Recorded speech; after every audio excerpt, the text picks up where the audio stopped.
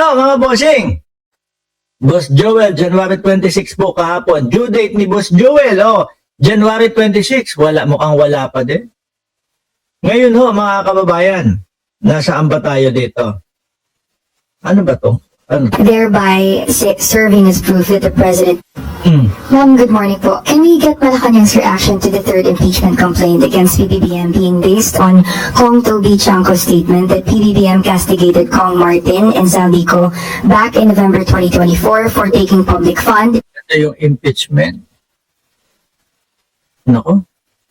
Wala naman din yung kapupuntahan to. Wala naman din tong kaaanuhan nito. Kakarating Unang-una, mga kababayan, wala naman silang mga ipakitang ebidensya versus kay Pangulong Bongbong Marcos versus dito kay Congressman Martin Romualdez. Wala ho ito, mga bossing. Thereby... Ang mas malinaw ho, yung si Vice Presidente. Sandamakmak po ang issue at sandamakmak po ang ebidensya laban po doon. Serving as proof that the president knew what was happening. Ang exact words po ni Kong Toby ay, Martin, kayo ni Zaldi, ilang bahay pa ba gusto niyo sa Forbes Park? Gaano karaming helicopter at eroplano ang kailangan niyo? At gaano karaming caviar ang kaya niyong kainin? Your comment po. Wala pong naibibigay sa ating anumang mensahe ang Pangulo patungkol sa sinasabing pag-uusap nila ni Congressman Toby Tiangco. Pero noon pa man, alam na natin na ang Pangulo ay tutol sa korupsyon. Kaya nga po nagsimula ang pag-iimbestiga dahil naramdaman niya at nakikita niya kung paano ba inabuso ang pondo ng bayan. Ma'am, you're categorically denying that this... Pero ang mga DDSO, ang talagang itinuturo nila ay si Pangulong Bongbong Marcos. No? Pero pag tinanong nyo ho, mga boss pa mo, sir, ano ba patunay mo? Ano ba ang makakapagbigay sa iyo ng tibay diyan sa mga sinasabi nyo? Walang maipapakita ho. Mga kababayan, walang maipapakita. No? Ngayon, eto. Sa Vice Presidente. Pareho, parang nakalutang lang ay ulo ko. Oy, teka lang, anong balita? Last Monday na pala ng Enero. Di ba? Naka 1/12 na tayo. Kaya tayong impeachment na sa susunod na araw ay ipupush, sa susunod na linggo ipupush na ho. Oo, kaya ang tanong namin, nagpakilala ka na. Ang tanong natin ay, mabilis ba yung Enero mo o mabagal? Ikaw ba? Sa dami ng nangyayari. Huwag na tayo magpaligoy-ligoy. Siyempre. Dahil, parang bihira yung kasama na agad dati sa studio yung guest. Di ba? Normally, banter muna, tsaka natin tatawagin. Pero ito umpisa pa lang, sabay natin pumasok sa loob ng booth. Ay, ito na, At sa mga nakikinig sa inyo, thank you for inviting me. ayan, si Attorney Raymond Palad, matagal ko na rin nakakasama before sa mga istorya. Ang dami ng attorney. Siguro yung kanya mga naging kliyente. Kaya ko rin siya nai-interview. At lately nga, ito yung pinaka-latest. Dahil siya ang tumatayong abogado ng self-contest bagman. Yan. Si Madriaga. Alam niyo mga boss pa mo, sir, kung yun pong impeachment kay Vice Presidente nung nakaraang taon ay hindi nasagot o walang nasagot ni isa doon sa sinasabi o issue sa kanya. Nandiyan yung confidential funds, nandiyan yung pagbabanta sa buhay ng Pangulo, nandiyan po yung alin pa ba, yung bribery at mukhang makakadagdag pa po ito sa sakit ng ulo ng Vice Presidente. Yung kay Madriaga na sinasabing bagman daw ho.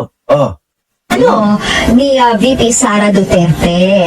Ayan, hingi na tayo ng update, partner. Okay. Sige, attorney, anong latest? Kasi di ba nag-file nga itong si La Chica.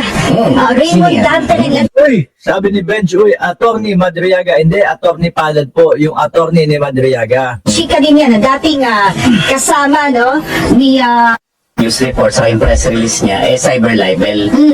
Number one, yung affidavit ni Ramil Madriaga, notarized. Kung hindi siya agree dun sa contents, dapat ang i-file niya perjury.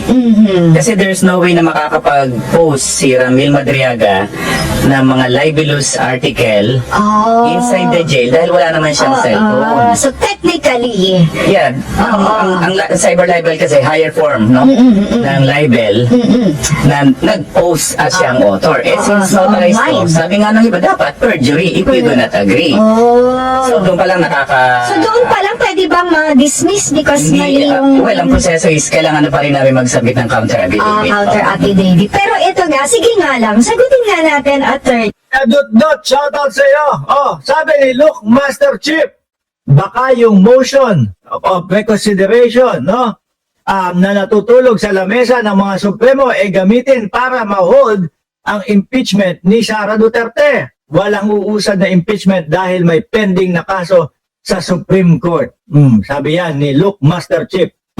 Ano ba yung kasi una sinasabi ni Ramil Madriaga sa kanyang affidavit, ano yung role nila Chika doon sa umano'y Taga-pick up daw ng pera. Di ba? At tugmaho yun, mga kababayan, na doon mismo sa hearing doon sa Kongreso kung ano po yung sinasabi nung disbarment agent ni Inday Sara Duterte.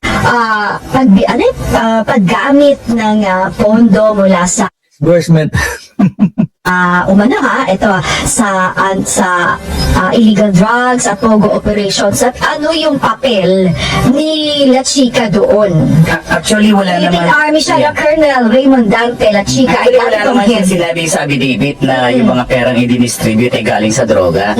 Ang sinabi lang ni Ramil Madriaga doon sa affidavit niya, which uulitin ko, nagkaroon ng pagkikita doon sa area ng DepEd, sa Ortigas, sa Ultra, may kinuha silang pera doon sa marked vehicles ng DepEd at doon may inabot sa kanyang pera at inutos sa kanya na ibigay sa iba't ibang location.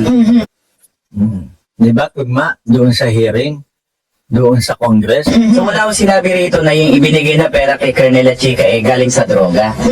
So nakapagtataka kami na nag-file siya ng cyber libel. Wala namang krimen dito na inutusan daw niya, according to Ramil Madriaga, inutusan daw niya na ihatid tong pera sa iba't ibang location. Hindi naman masama maghatid ng pera. So hindi Ano kung galing sa confidential funds ng bayan? ko malaman kung ano yung nature ng cyber libel. Sabi ni Sir Benj, uy, si Madriaga ang founder ng ISIP, Inday Sara is President. At pinakita yan ni Mami Pebbles nung nadaan dito sa ating channel. At hindi raw totoo ito. So, Oo, ang sabi niya, sir, ay hindi daw niya kilala si Madriaga. well, kung hindi niya kilala or kilala niya, hindi naman libelous yun. So, ano to hindi ka nag-agree dun sa content sa affidavit, pero it does not mean na libelous ito.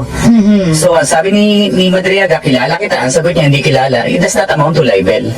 Kasi sa libel, dapat imputation of crime, vice, defect. Tapos number one, may malice dyan. Bakit nila itinatanggi? Ang dami-daming mga litrato, picture, ano? Tapos may mga video pang mga kumakalat, mga kababayan. Isa lang ang nakikita ko at masasabi ko dito. Yung Madriaga ay dadagdag sa sakit ng ulo ng Vice Presidente pagsapit po ng Pebrero 6. Mga boss chipa mo, sir,